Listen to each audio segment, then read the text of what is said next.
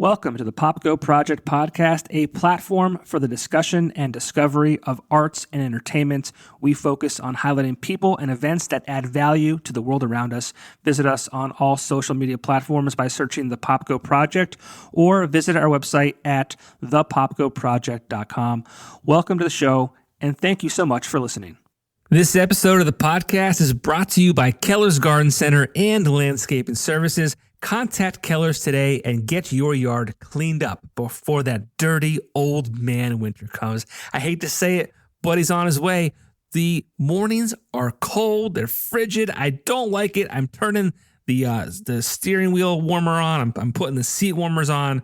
It's just miserable. But contact Keller's today. And if you're looking for snow removal services during the winter months, they can take care of that for you too. Do not break your back this winter and leave the heavy lifting to the professionals at Keller's. Family owned and operated. Their team is looking forward to serving you. Keller's Garden Center and Landscaping Services, located on Kern Street in Exeter near Blue Ribbon Dairy. Find them on social media to learn more.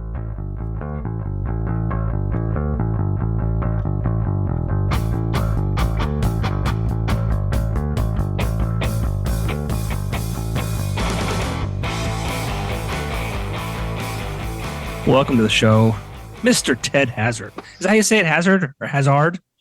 No, you got it right. Hazard. I'm not like French or anything like that. Okay. You're very dapperly dressed. I didn't know if you were Hazard. I never thought about it that way. I do dress pretty dapper. Right. You know, I kind of feel like if I started kind of pronouncing my name differently, it might go with this whole, like, I think I'm better than you aesthetic I'm trying to pull off right now. Yeah. Hey, you know what? Just give me 10% of the royalties afterwards. We'll be set. No, but Ted Hazard, folk punk blues musician from northeastern Pennsylvania. You and I've been familiar with who you are for a long time, and I'm sure we've been in the same room at the same time and probably have never spoken more than 2 words, if any, at all. So this will be fun. We talked briefly at the 2020 Steamtown Music Awards. I thought so, yeah. And I don't remember the conversation. I just remember you were a little fun, and I was just kind of like swimming in the whole, hey, I just won a Steamtown Music Award, so this is pretty cool kind of deal. So it was like interesting. And that was, we were going through COVID at the time. It was probably a very different atmosphere for the Steamtown Music Awards that year. Yeah, there was, that year compared to the recent award ceremony, it was like night and day, because when we went in 2020, there was barely anybody there. And then this year, you could barely even get through the V spot. Yeah, it's always one of my favorite, weekdays, weekends of the year, because it's a time like, musicians typically are always playing out on the weekends. So this event is on a Thursday night at the V spot.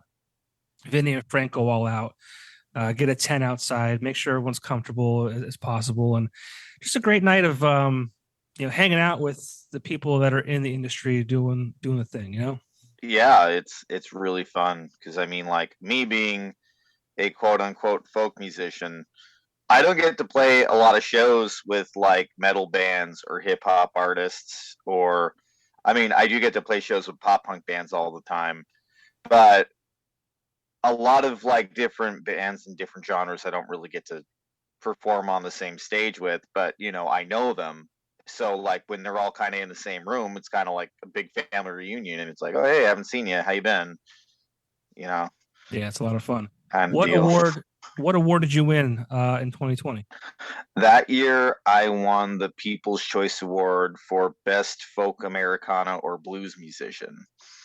All right, so add that to the list. Folk, punk, blues musician, award-winning musician from northeastern Pennsylvania. And you're also like an illustrator too, correct? Yeah, I've been an animator since I've been an illustrator since as long as I can remember, and I've been an animator since 2014, and I still do that here and there. I just put a film out last year, Devil to Pay, um, which is actually the first chapter in a film series.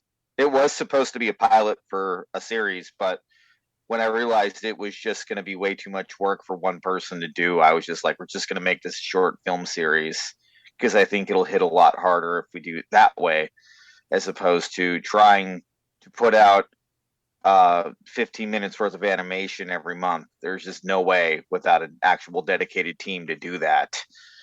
Um, but now I'm working on like, you know, smaller stuff for the workload because I got a lot going on. So it's impossible these days for me to just like sit down for 20 hours a week and try to belt out animated shorts every other week.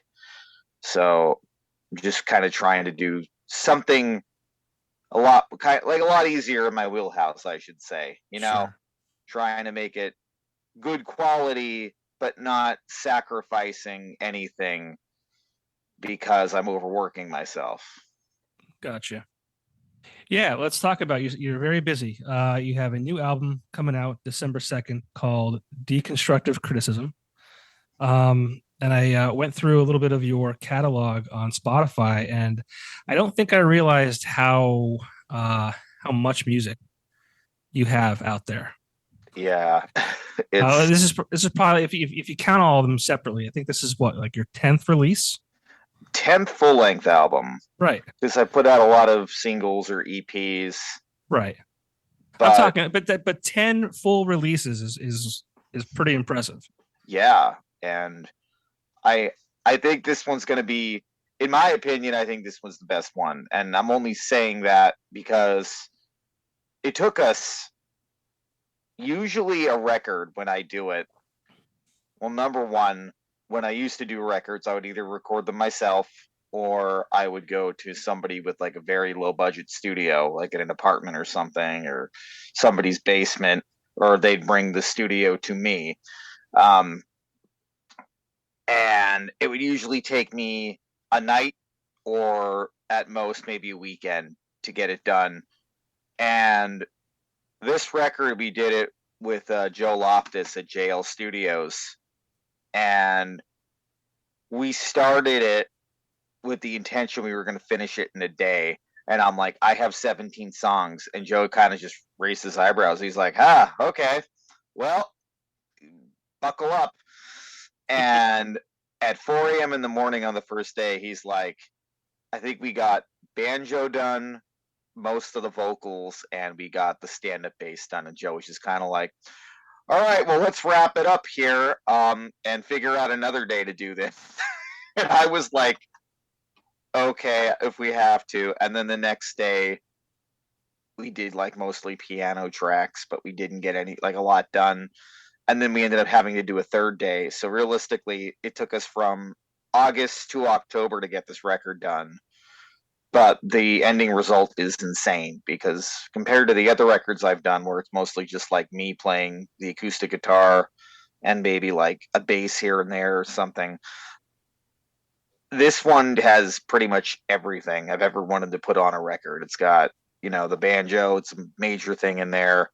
It's got the guitar, it's got the grand piano, it's got the stand-up bass, it's got the washboard, it's got horns. It's just a lot, and it really came together very well. And Joe did an amazing job mixing it, and Jay from S Dakota helped with engineering it as well. And it's just they're a big part of it, and everybody involved, just did an amazing job. Yeah, I feel like you're like a songwriting machine too, because there was a couple times, or a couple years rather, that you released, I believe, 2 full lengths in a year. At least that's what Spotify says. Well, my big issue, I know when I first started doing solo stuff, here's what happened. So in 2009, I was in a band called Rage for Cousin Jamie, which is based on some Bill Cosby movie, according to our old drummer.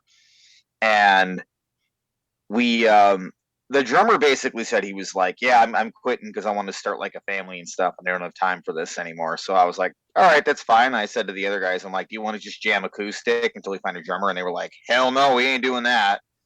So I just had all these songs that we didn't record, and I was like, all right, I guess I'll do something with these. And then at the same time, Marcelino Diaz from the band All the Damn Vampires right now, he was like learning how to play guitar, and he was like, can you teach me how to play guitar? And I was like, maybe I'll teach you how to play my songs, and then if you could play those, you could probably play guitar good. So I taught him my songs, and then he just started playing shows with me, and we were kind of like a duo for a little bit. And then we broke up. So then I had a bunch more songs that I had, and finally I was like, all right, well, I better do something with all these songs. So I recorded between 2010 and 2011 and kind of into 2012 about 3 records, and kind of just released them all separately, just because it was like I had all those songs there, and I was like, I had to do something with them. You know what I mean? Mm-hmm. Before I could get anything new out. With me, a lot of the time, it's I'm always writing, I'm always creating something. So that's probably why there were a lot of records in the one year. But it got to a point where I would try to record something new every single year, and then when I got up to about 2015, when I did self-reconstruction, I was just kind of like, maybe I should cool it on putting out full-length records every year, because I think it just kind of, it doesn't really hit home. You know what I mean? Like, if the band puts out a record every single year, it kind of loses its appeal. Mm-hmm. So it started with me. I got to the point where I would just take time on songs. And like, I would just write a bunch of bare bones for songs, like in a couple of months in one year. And then I would kind of sit on those and just tweak them and tweak them and tweak them for about like 2 or 3 years, until I finally was like, you know what, I'm ready. I'm going to record these. That's kind of what happened with Martial Law. Was I did some EP stuff, but then I ended up doing Charles Manson Dance Academy, which kind of blew up in my face. And then the pandemic happened, and I had a bunch of songs that I was just kind of sitting on, and I was like bored, like everybody else was, just writing. So that's kind of where all those songs came from. And then I just, nothing was changing, so I just kept writing, and then I did And the Flowers Were Still Standing that summer with Joe Loftus. And then after we recorded that, I kind of just started making some blueprints for newer songs, and that's where these songs came from. Because realistically, they were all kind of written in the fall of 2020, fall, winter of 2020, and then 2021 and most of 2022, I was just kind of tweaking them until I liked them enough to actually put them on a record. Gotcha. Now, you said the Charles Manson Dance Academy. I feel like I played a song or two by them when I had a radio show. Is that accurate? You definitely did. And I don't think I realized it was you. Yeah, that was me. That's funny. Well, I started... Well, the original idea for Charles Manson Dance Academy was I was playing with my old friend, Adam, and he's an amazing drummer. And I was just really itching to play like something full band. So I was like, hey, would you want to play some of my songs with me? Like just drums, and we'll just do like a full band thing. And I'm like, I know you're busy. Like, you could play when you can play, but if you can't play, it's fine. I'll just play acoustic. And then after the first practice, I was like, I can curse on here, right? I'm assuming. Oh yeah, you're good.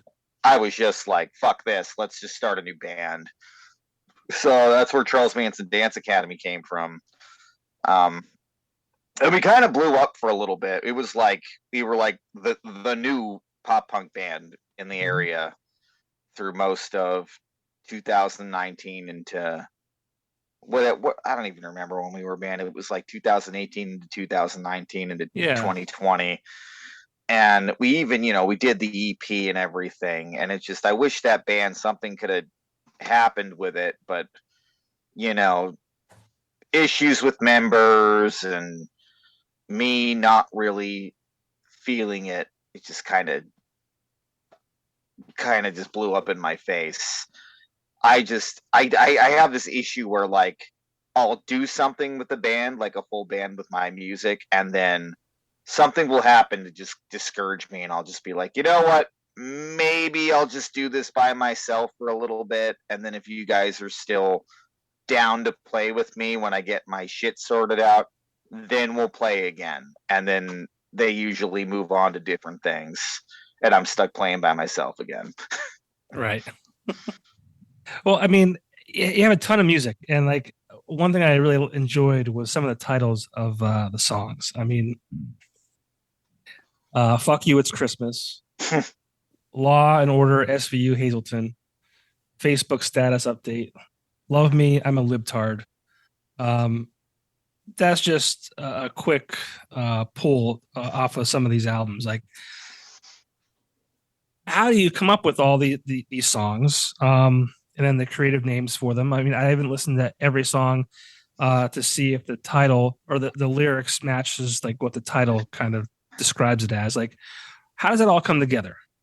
Well, for me, when I was younger and I used to was in a punk band, I always thought being in a punk band, you had to write political songs. And then as I got older, I kind of realized, number one, I don't know shit about politics.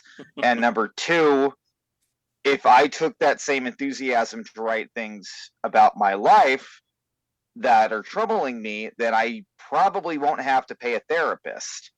So a lot of times it's about my own personal issues and things of that nature. But sometimes I'll take a couple different things, like topics, and kind of combine them into one song. Like I have this one song, oh my God, what the hell is it called? It's called Blue Screen of Death. And it's kind of a real jazzy number. And the song is, I wrote it while I was animating season 3 of Crust Tunes. And I was like just brutishly single at that time. And I was kind of doing the whole Tinder thing. And I'm just thinking to myself the whole time I'm going on these Tinder dates, I'm like, you know what? I don't even know this person. They could like stab me in the back parking lot of a bar and put me in a trunk, and that could be the end of me, and nobody will know or care. And I kind of took those two ideas together, and I was like, this is a good song. Like, and it worked because people like that song. But like, I'll do that a lot. Like, there's a lot of newer songs on the record. Like Destructive Criticism, it's about some old band acquaintances and some old relationships, and a lot of it is about trauma. And I kind of put that all together with a lot of topics about the housing crisis, and kind of made an analogy of that, which was, it's pretty good. But yeah, like I'll just take like a few different topics, make them into one big song, and somehow it just makes a good song and ends up with a kind of funny or catchy title. Yeah, like Xenophobia Warrior Princess. No, I love the names of the song. It's one of those things that's always like I noticed that, especially like Panic at the Disco, for instance. They have a lot of like cleverly titled songs, and even Fall Out Boy, their song titles are pretty creative as well. So it was one thing I noticed. Yeah, I mean, like, I feel like, for me at least, like, a lot of people think that I'm like a stand-up comedian, and I don't see why, because if they actually listen to my lyrics or my songs, they would realize, oh, this dude's got a lot of problems that he's trying to sort out.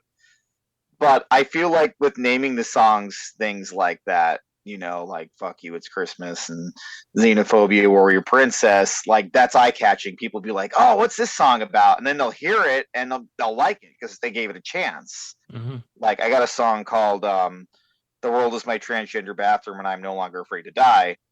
And that song is about hiding in the bathroom at a show from somebody you don't want to see. But you'll see that title and you'll be like, all right, I'm going to give this a try. What's this about? That's smart. I like that. Yeah. I like that a lot.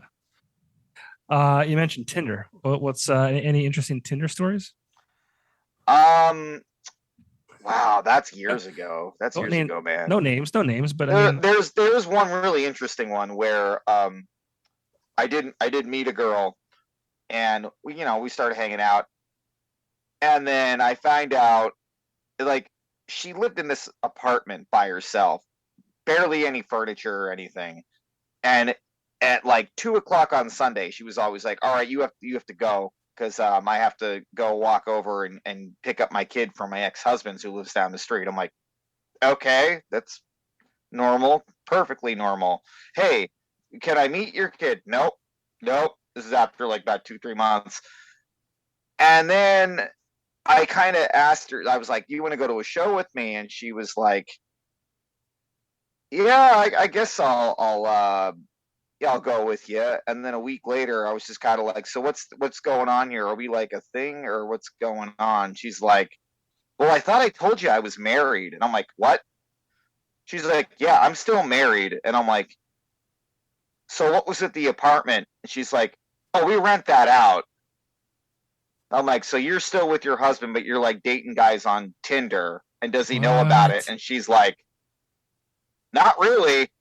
What? And then she's like, so are we still going to the show on Friday? And I'm like, nah, I don't think that's going to work out for me. That's amazing. Yeah. That is so amazing. No, not super proud of that one. I was kind of. Well, I mean, how would you know? I mean, got the net thrown on over me. Yeah, you don't expect to be lied to like that. That's crazy. Yeah. I've never been on any of the social dating apps. I've been with my wife.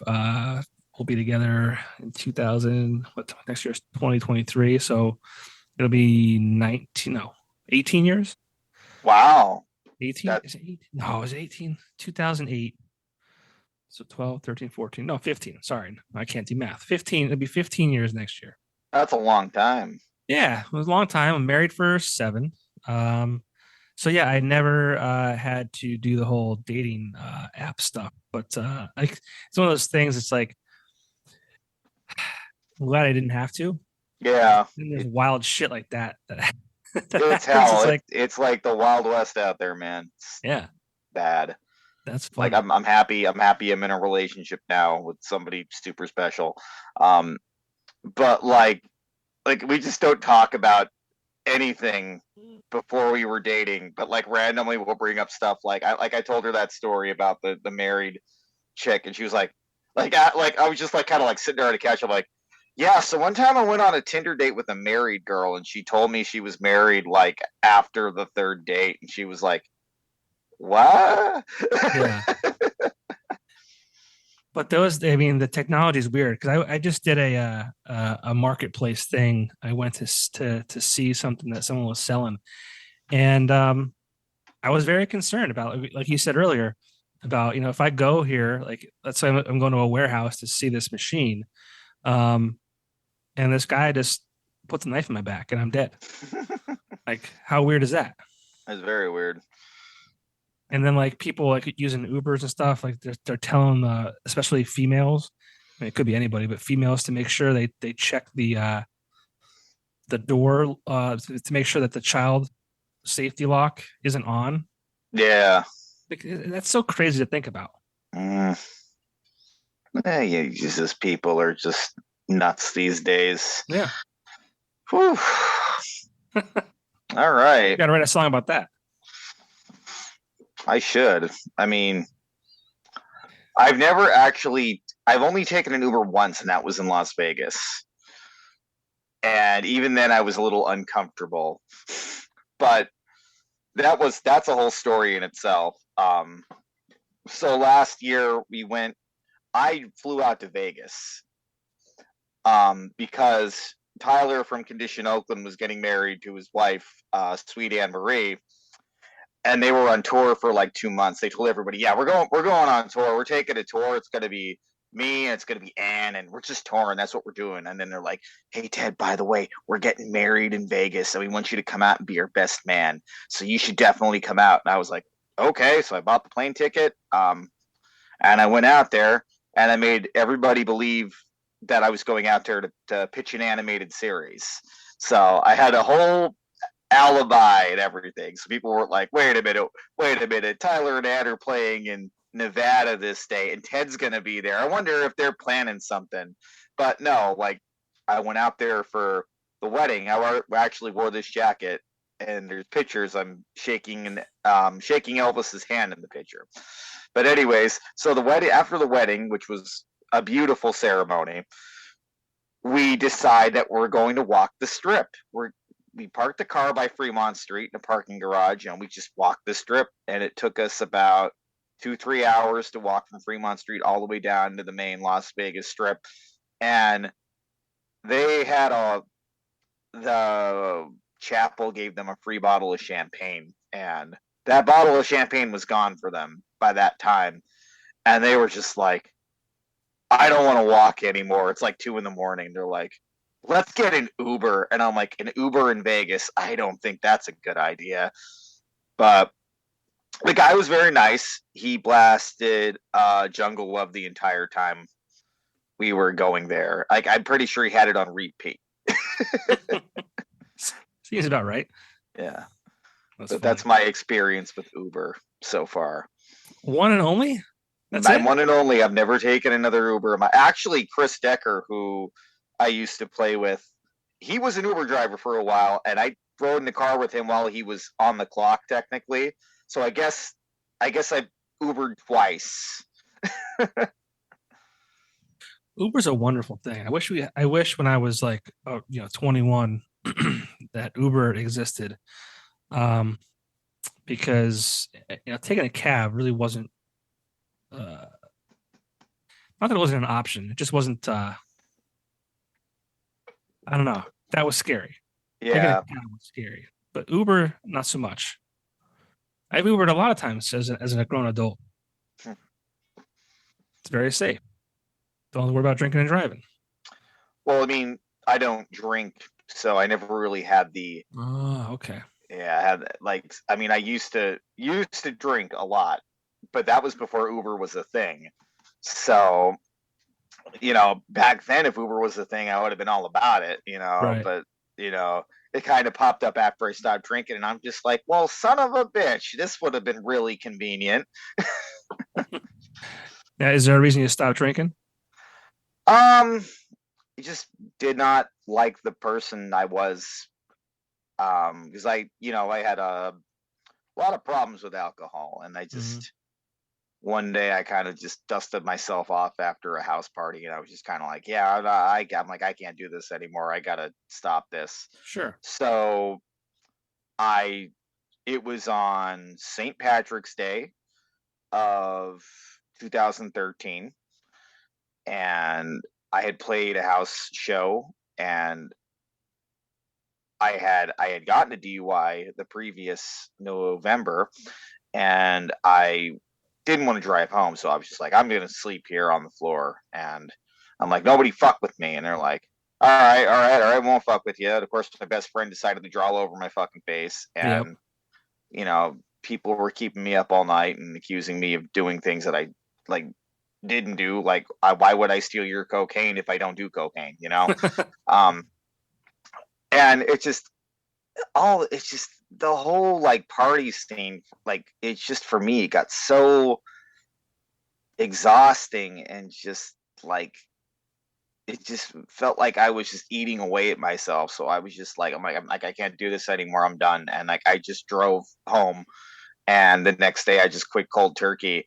And then a month later, I didn't realize how severe alcohol withdrawal is, and I had to end up going to a doctor and get put on medication until my body kind of evened itself out, and then I was all right.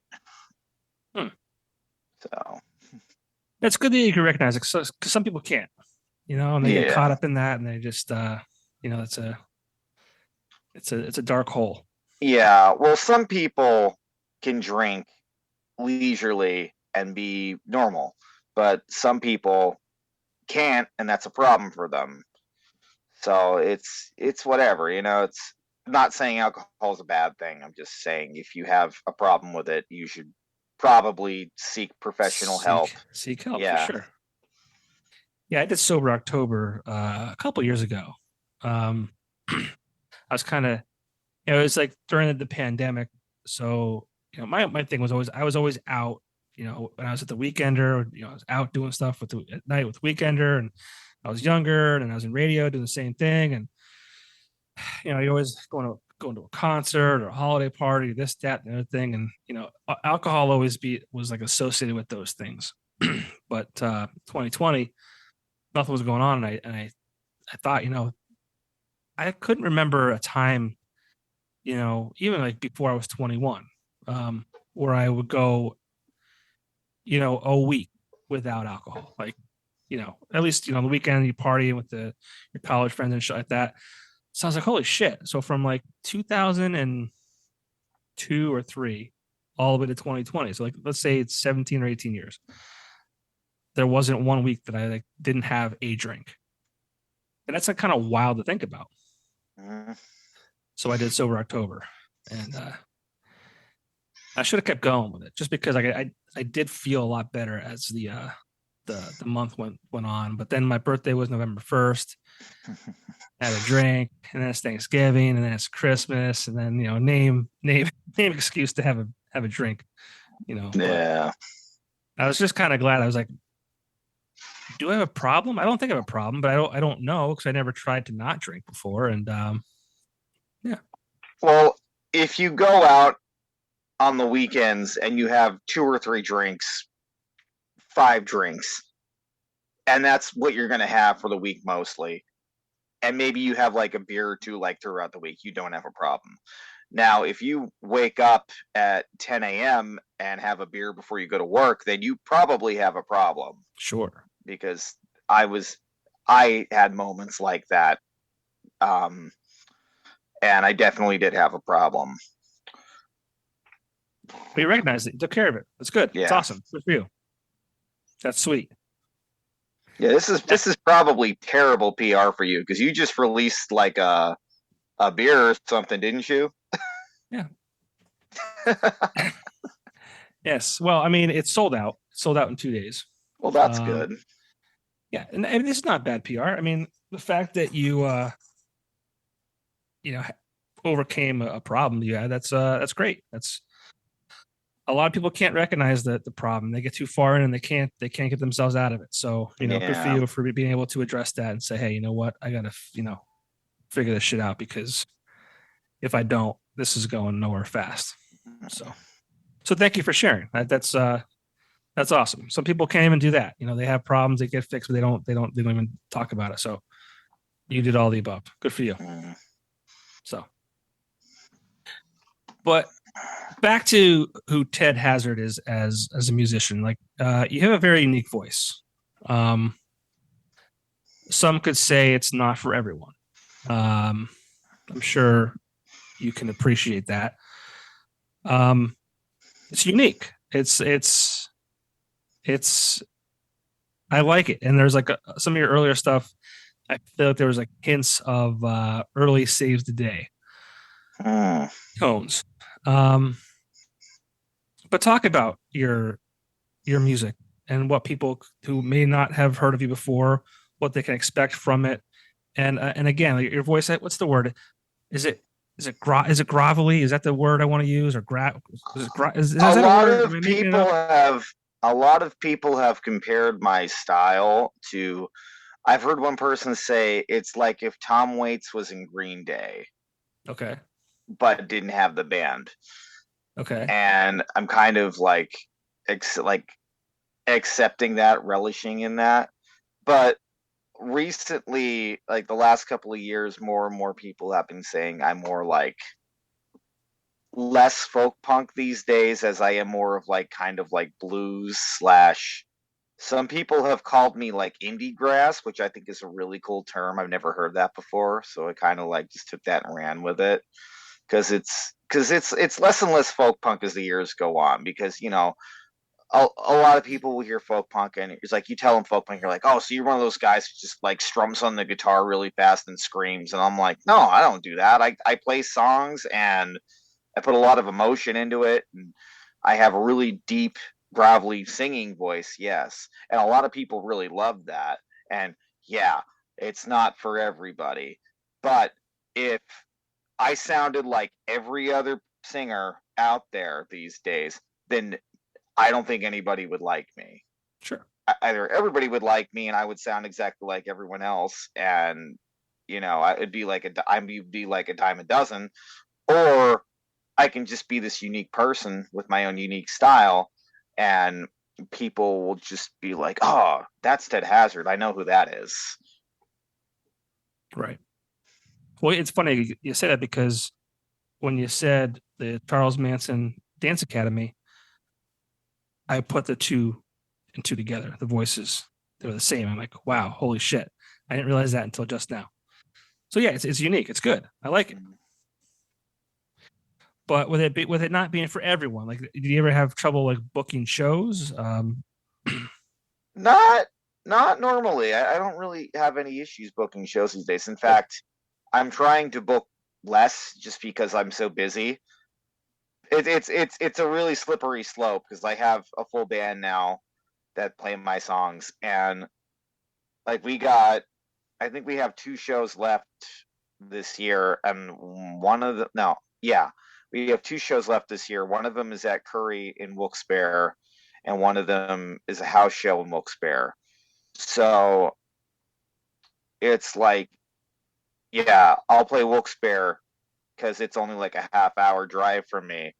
But like, I get offers all the time to play places in like Buffalo, New York, or like, hey, you should come on down to Virginia and do a show here. And it's like, I can't do Virginia in a weekend. Like, it has to be a tour.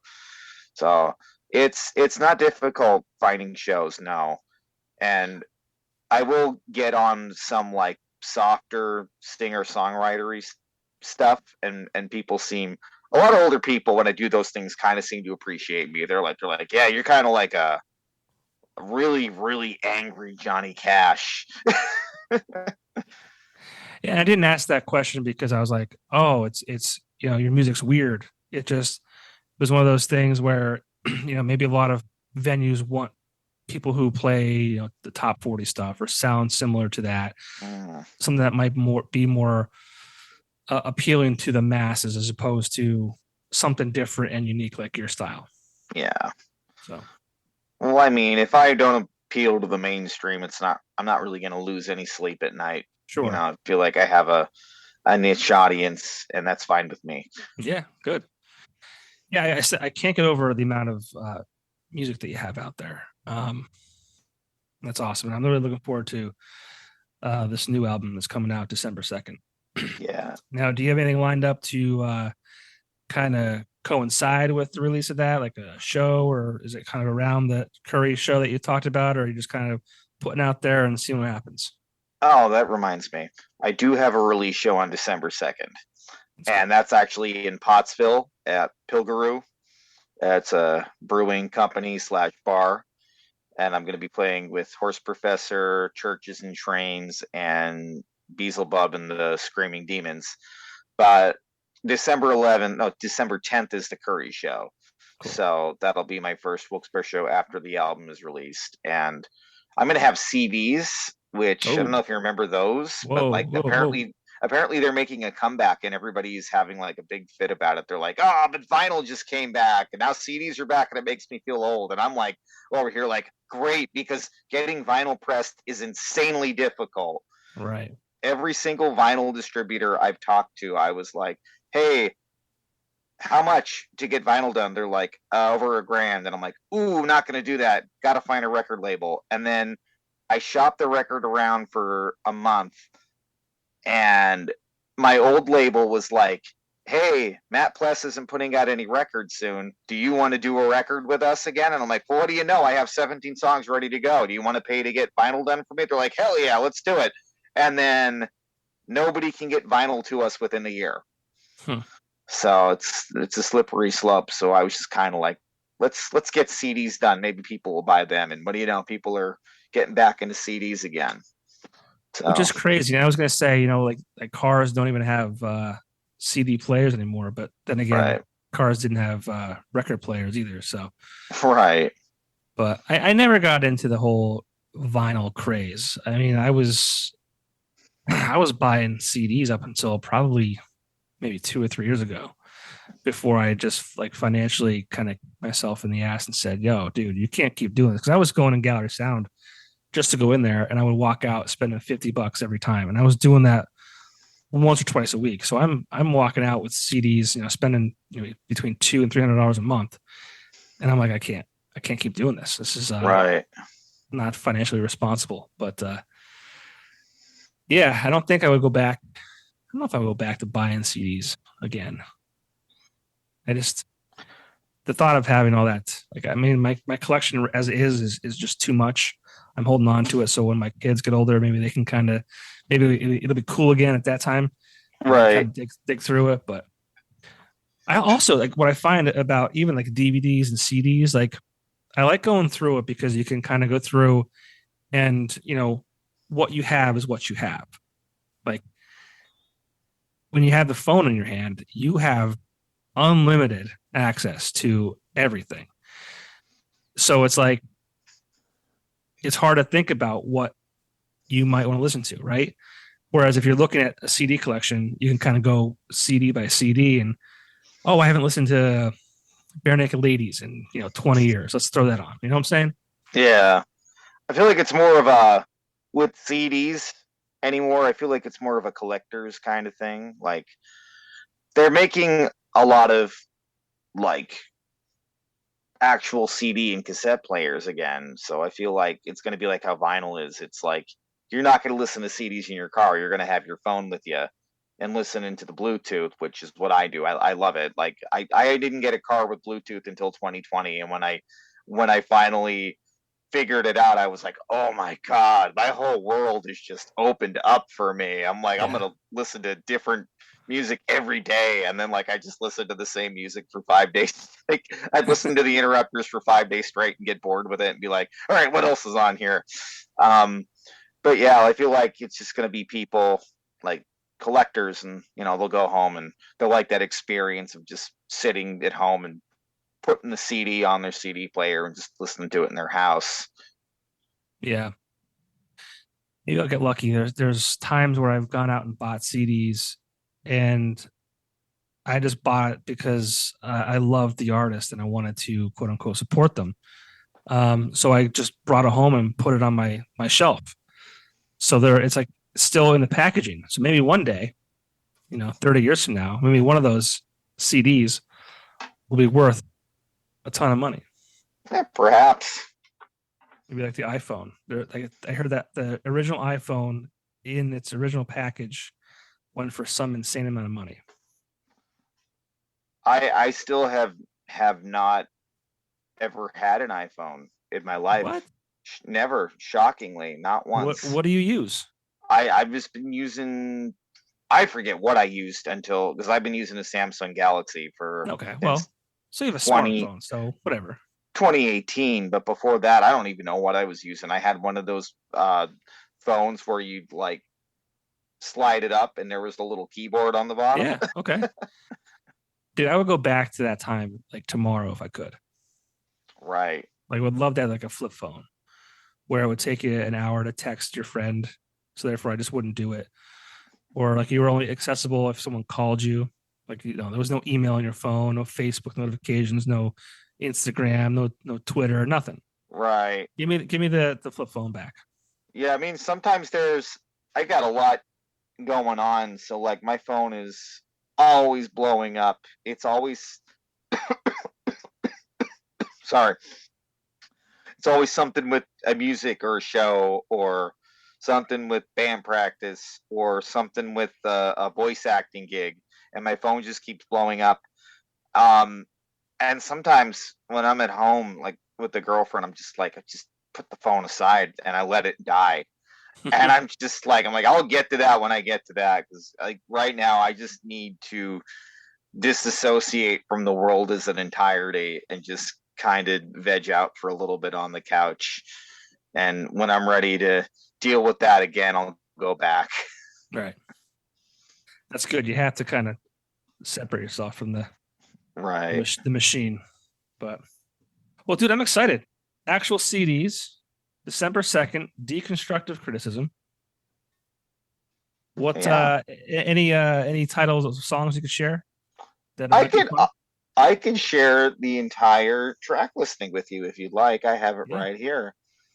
Let's do it. Hold on, let me.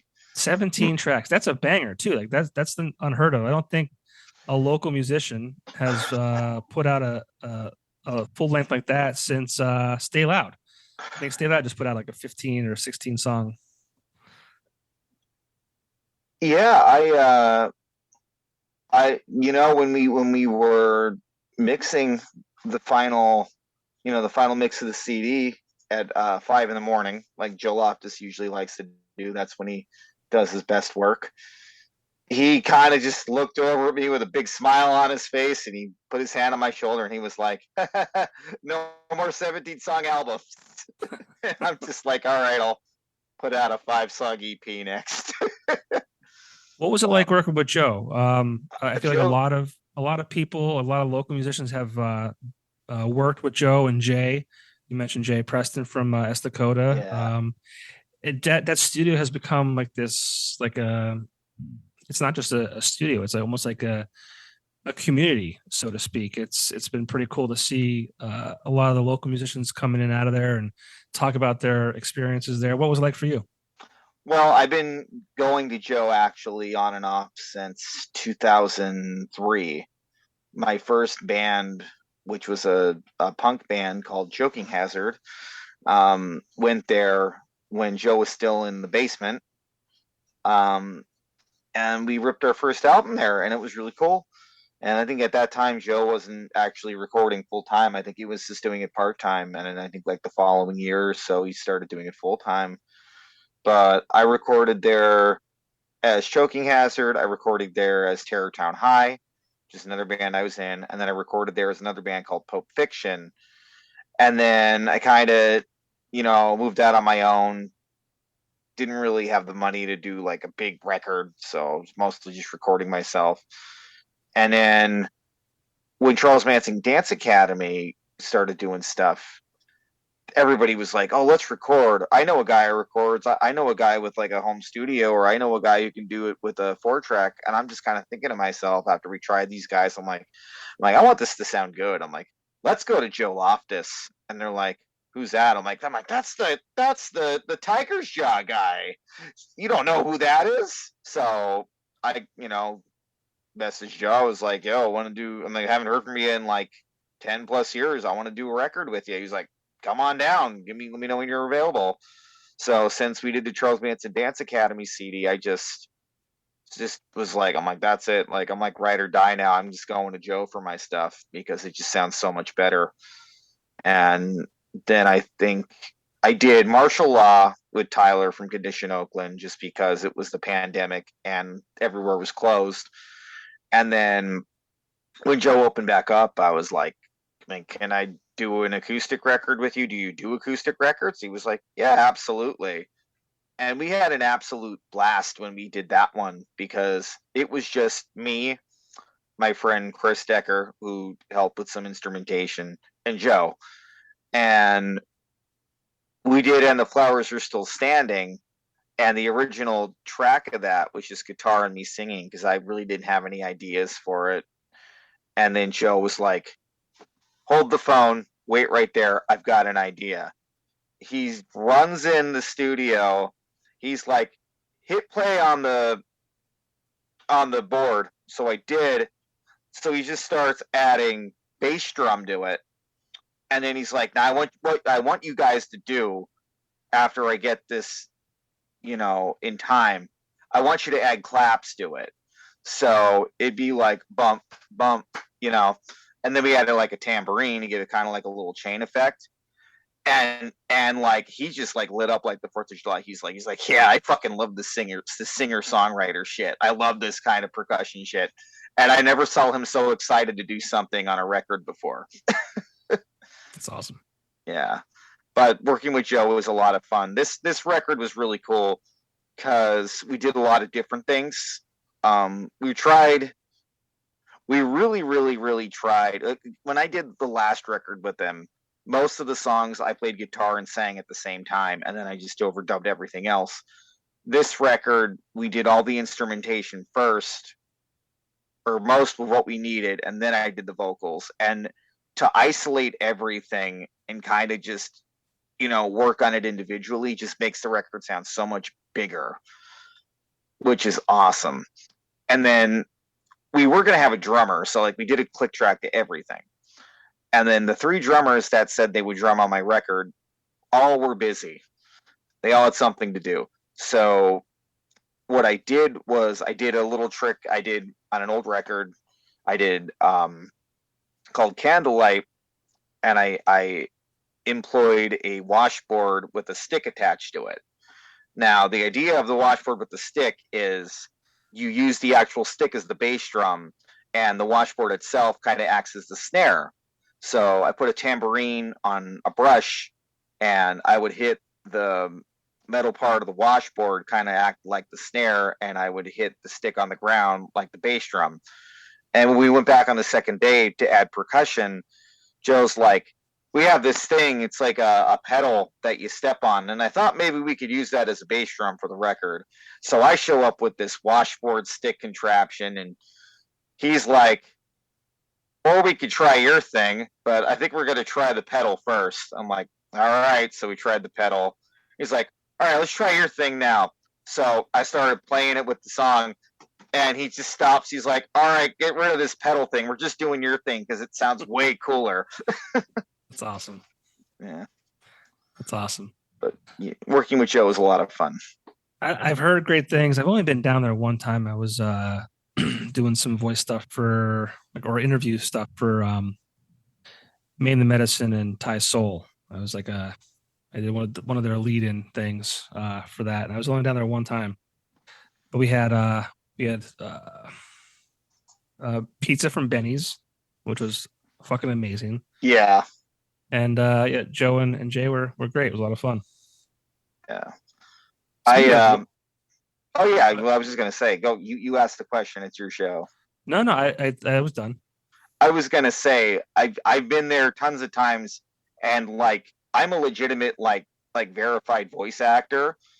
I've not once done any voice acting gigs at Joe Loftus's, which is surprising to me. Speaking of voice stuff, I did a little segment for you on one of your animated things. Yeah, I was thinking about that today. That was actually, fun. That was fun. That was cool. That was a really cool thing about the pandemic was like, because I've been doing like animation stuff for years, and I don't know voice actors, so I'm always just like, hey, get my friends to do this, or I'll just do it myself.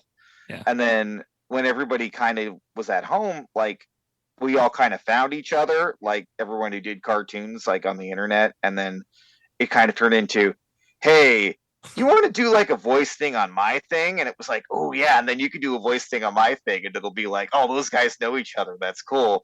Yeah. And then that was really cool because that kind of spitballed into me actually getting people like emailing me and be like, hey, would you like do a voice part for like my thing for money?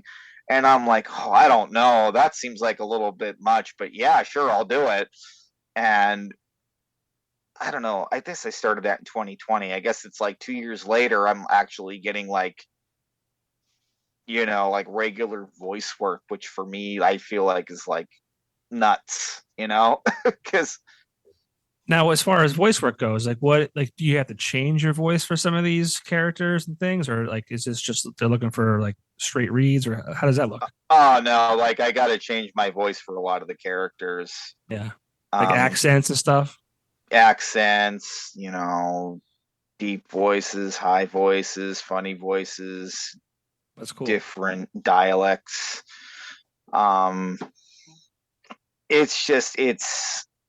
It's wild because like it kind of just started with me like working in a kitchen and just doing like funny voices all the time and people laughing, and then I would do my own cartoons and I'm like, I don't want this guy to sound just like this guy, so I'm just gonna change my voice a little bit.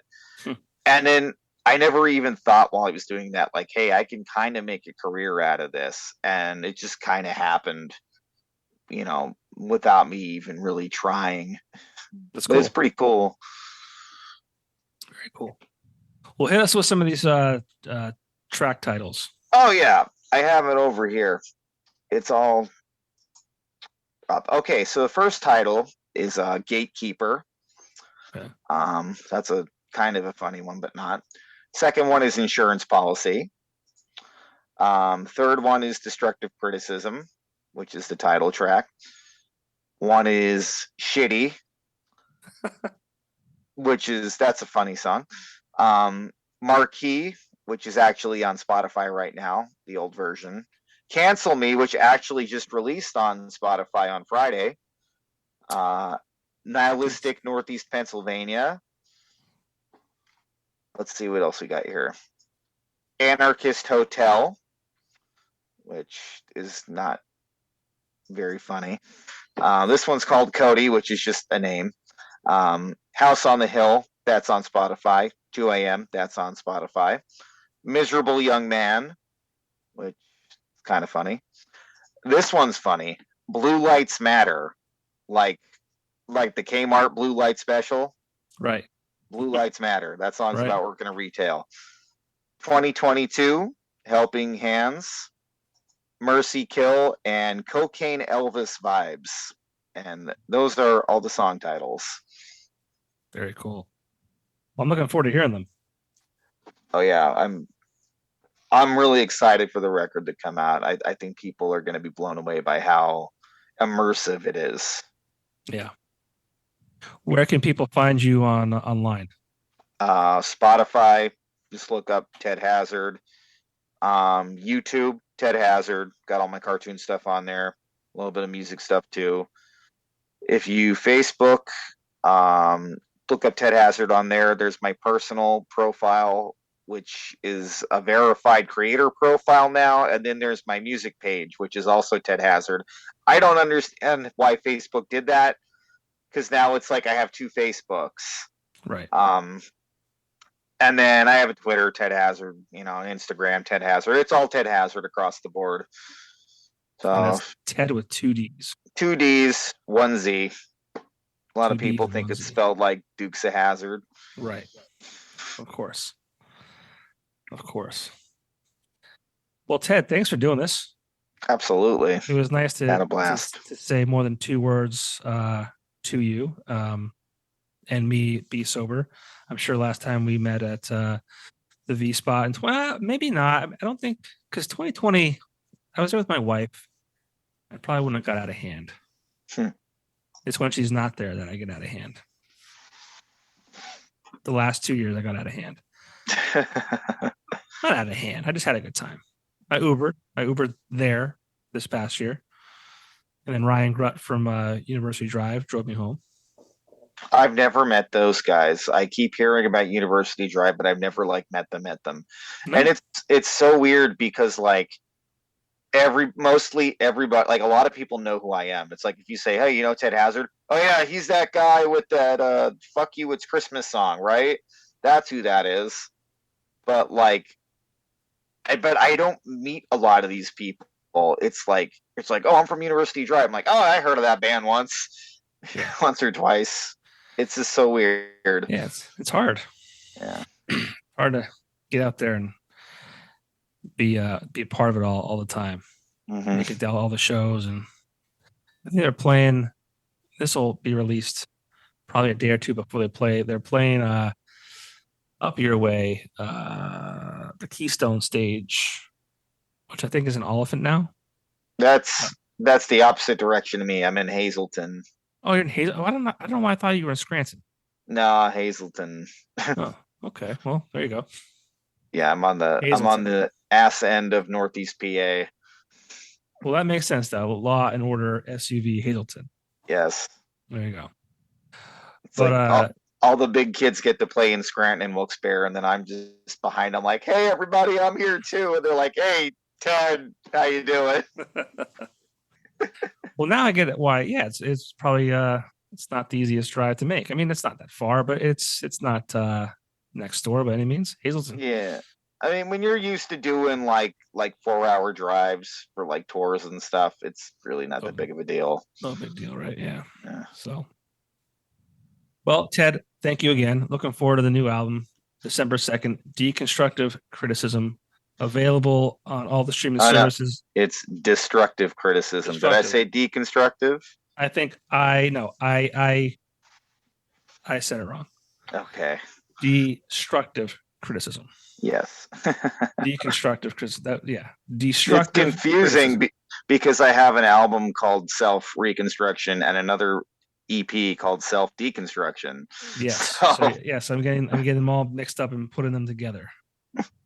But destructive criticism, December 2nd, streaming services and CD, which is wild. So as far as the CD goes, is that going to be available online or just like at shows that you have? We're going to do it at shows online. I'm going to try to get it in Gallery of Sound. There you go. That's a big maybe though. And I'm sure I'm going to be able to get it at Young Ones down in Kutztown. Okay. Because they actually had a lot of my records for a long time. So I'm going to try to get it in there too. Gallery of Sound used to have a nice like section of local music, but like that was when local musicians put out albums. Like now it's all digital. So it's I'm sure that still exists. Probably a small section, all the albums from 2006 and shit like that. But I think I saw a Running with the Kid album there a couple of months ago, and I was like, this came out in 2006. It's still here. Mm-hmm. Yeah. So, well, best of luck, man. Hopefully I can catch one of your shows that you have coming up, or hopefully you're booking out in the next year, and I'll see you soon. All right. I'll see you soon too. Thanks for having me. Thank you very much. Appreciate it. No problem. All right. We'll see you.